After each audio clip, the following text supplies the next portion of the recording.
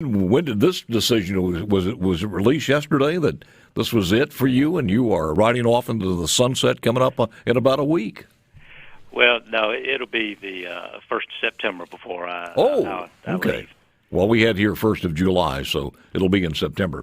But you've been doing this for a long time, so I do understand that. But do we know who's coming in behind you, or that just hasn't been done yet?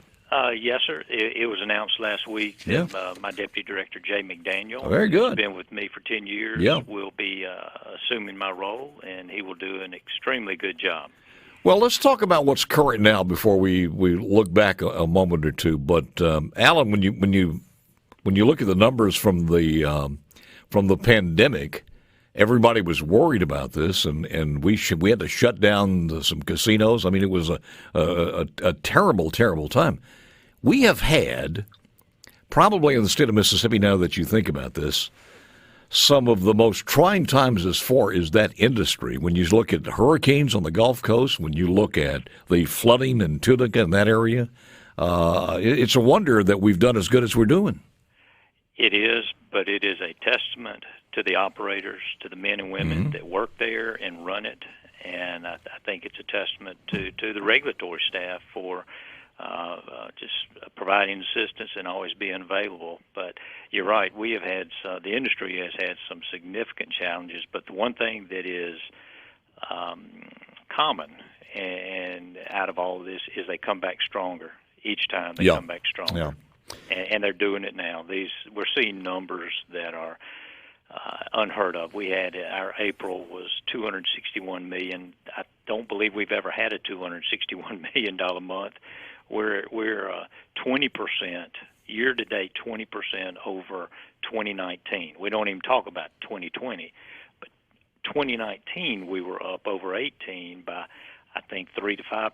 So these numbers are just phenomenal.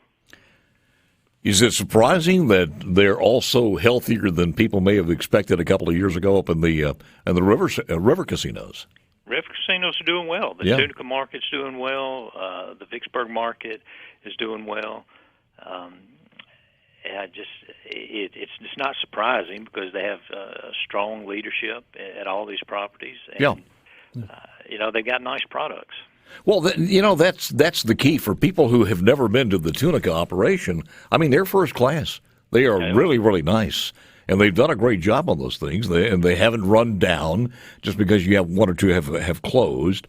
They have great promotions, and they have to because they got to compete in a big market as far as Memphis is concerned, and now with the Arkansas competition. Yeah, that is their biggest sticking point is that. West Memphis, Southland, and now with Arkansas having 2 or 3 casinos, and but now one thing that we are thinking always, I think we look at is that I-40 bridge up there may be helping the Tunica market a little bit because of people. It's easier up in that area to come down than to go all the way around, is what I've been told. So, thankfully for bad infrastructure, we're getting a little help. Nobody in Las Vegas cracked that bridge now. Did you stop that rumor? So no.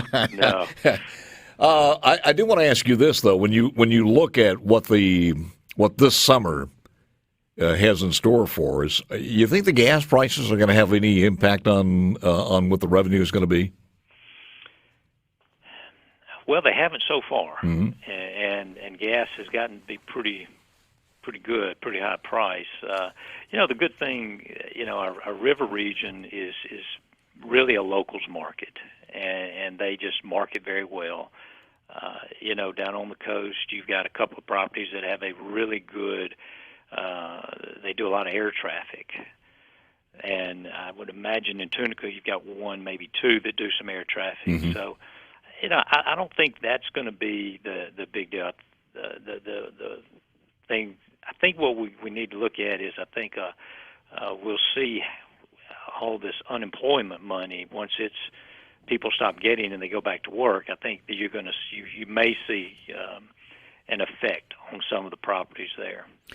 Well, just to think about that unemployment money may have been part of the reason for the success and for April to be $261 million is a little bit disappointing that people would take their money to a casino. I hate to say that, but they've been doing it since 1992. Well, they've probably been doing it since 1792 in some places in the world. And I understand that, but when you start thinking, okay, well, government got it one way or the other through taxes, and the casino got it, but you're talking $261 million, and you said that was a record breaker. We've never achieved that before. Mm-hmm. So when you look back, and you've been doing this a long time, we've come through a lot of different things. What do you think the future holds for us as far as gaming in the state? Is the next move to one way or the other put this to rest? And I don't know what else is left other than the mobile device. Mobile. And that's about it. Well, you've got off-site mobile, which is tremendous. The things we can control are within our boundaries, our borders, and we will soon see the effect of Louisiana and their off-site mobile wagering, what it's going to do to us. We're going to see what, if they move a casino or a license to Slidell, the effect that's going to have on the Gulf Coast. I feel like it's going to be a significant effect on our Hancock County casinos.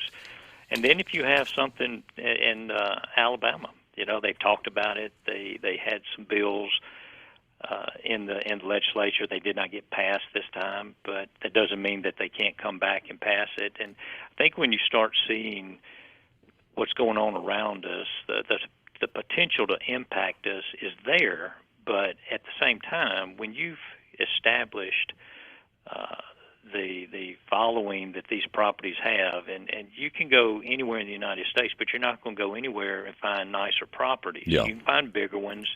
You can find different looks in the Las Vegas area. The Strip is just something that you can't compete with, you can't compare to. But we've got some of the nicest properties in the country, and I think people like coming to nice properties and